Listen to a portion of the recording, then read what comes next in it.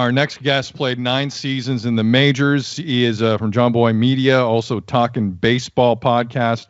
Trevor Plouffe, who has been a bit of a voice here as this has gone along, has been kind enough to join us here on Tim and Sid. Trevor, welcome to the show. How are things, man? Everything's well. Thank you guys for having me on. Do you, sorry, Timmy, go ahead. No, I was going to say, by all means, go ahead, Sid. Trevor, I'm excited. Should I stop the excitement? Because this is baseball and BS happens all the time. What is your advice to a lay person such as myself who just took this at face value and basically believes this new agreement has been agreed to before it's been actually agreed to?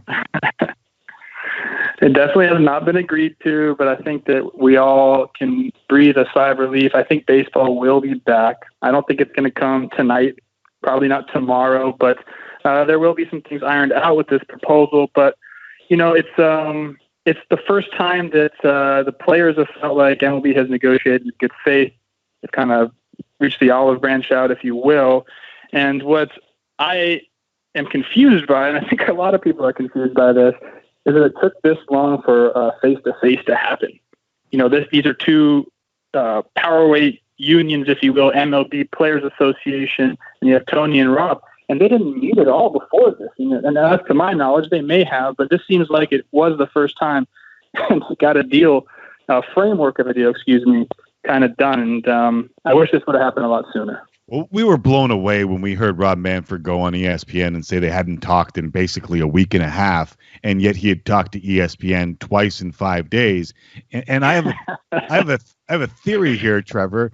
And that interview with Mike Greenberg on ESPN went so poorly that Major League Baseball's owners and even the players understood that the general public was really pissed off. Do you think that theory, like that was the tipping point where everyone said, if you don't do this, we're going to be really pissed off, and in fact, we're already really pissed off? No, I don't think that they necessarily care that much about public opinion. Obviously they do, but it wasn't going to force them into a deal. What I really think happened here was with the players standing so united throughout this whole thing, they got put into a position where the only option was to implement a 48, 50 game season. And if they did that, they'd open themselves up to a grievance, which would then cause them to have to open their books up. And they definitely didn't want that. So I think they got backed into a corner by the players. Like I said, they care about what the fans think, or at least they should. I hope they do. But I don't think they were going to let the fans' voice pressure them into making a deal they didn't want to do. Trevor Plouffe here on Tim and Sid.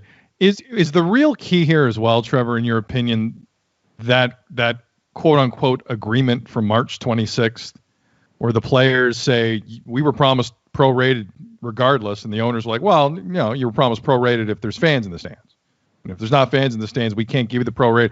Like, in hindsight, was that the biggest miscalculation from ownership in terms of galvanizing the players? Because without that March 26th quasi-agreement, however you want to define it, I don't know who has the leverage here.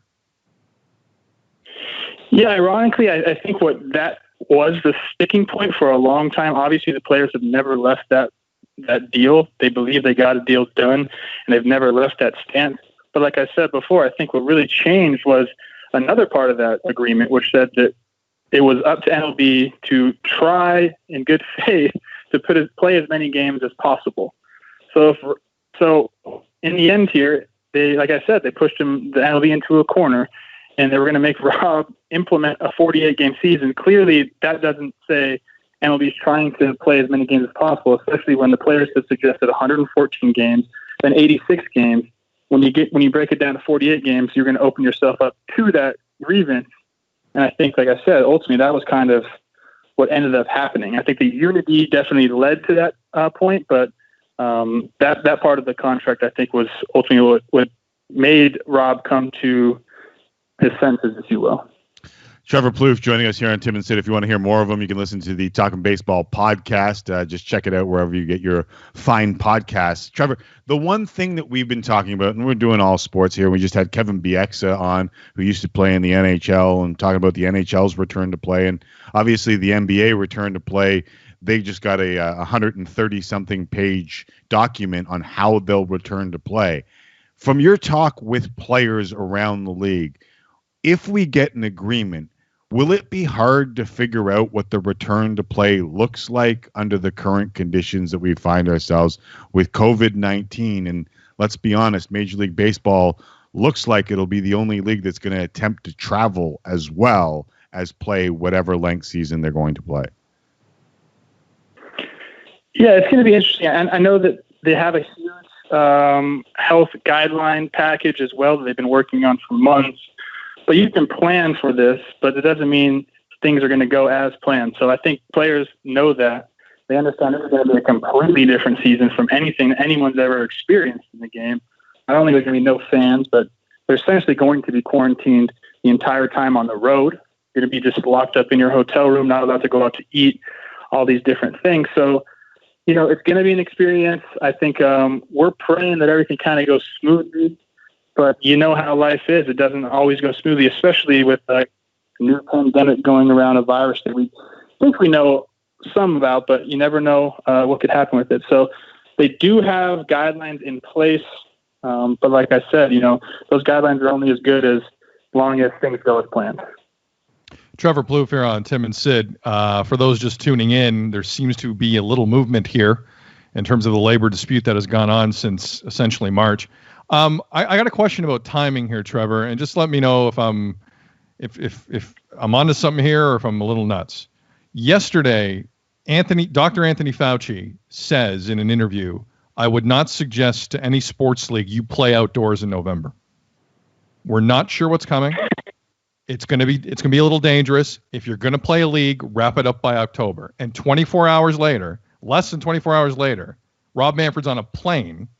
Having never done this in the last 3 months, he's on a plane down to Arizona to talk to Tony Clark face-to-face to try and get something done. Does one have any correlation, do you think, with the other? Did Major League Baseball yesterday realize this pushing it into November, it's not medically, you may not be allowed to do that, so you need to get something done pretty damn soon?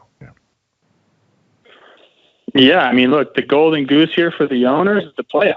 If they have their way, they play as little of regular season as possible and as much postseason as possible. So, with this expanded playoffs now, the proposed expanded playoffs, 16 teams they want to have in, they are looking like if our top doctor in the U.S. is telling us we shouldn't be playing outside in November, or at least planning not to, they want to get the postseason in before November. So I think that definitely has something to do with it. Like I said, like their main revenue, or at least what they claim, is the postseason. They're going to make a lot of money if that postseason gets completed. And you better believe they're going to do everything possible to do that. I don't want to urinate in the Cheerios here because I think this is a good news day. But I remember reading your tweet on air about July 4th. And both my co-host and I were discussing how awesome a July 4th weekend return for baseball would be to help the psyche of not only the United States, but also Canada. Did Major League Baseball miss an opportunity here? I think they did. I mean, and what I said was July 1st, and these were dates that were given to me by a ton of different people in different organizations that, the front offices and higher-ups have been saying, hey, get ready for June 10th, spring training 2.0, July 1st, opening day. I don't think either side saw a negotiation going as badly as it did.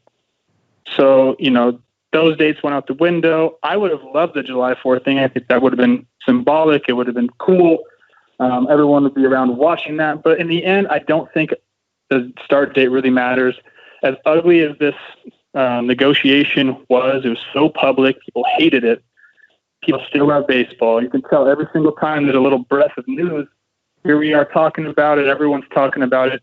Baseball is firmly entrenched in our nation's fabric, and they want baseball. So, yes, July 4th would have been cool, but July 19th is fine too. As long as we get some baseball, get the guys back out there, I think everyone's happy.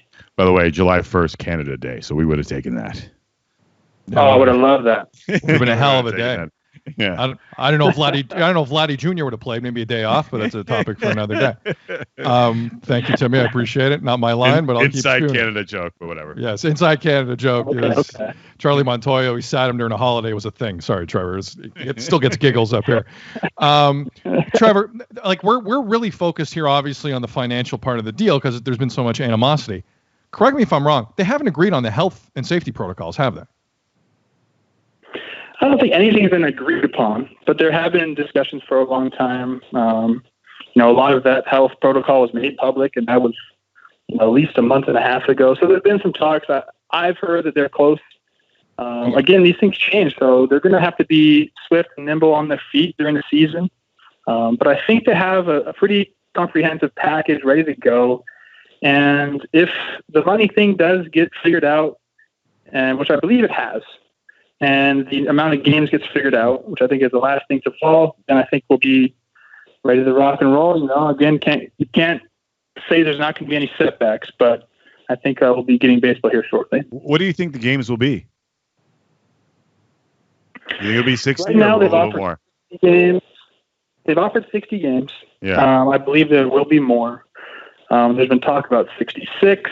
If I'm the players here, you got to get something done soon because every day that you don't get something done is a wasted day for baseball. So I would say it's probably going to be in around the 65 range. 65, 70 would be a huge win for the players, but we'll see. Something in that range, though.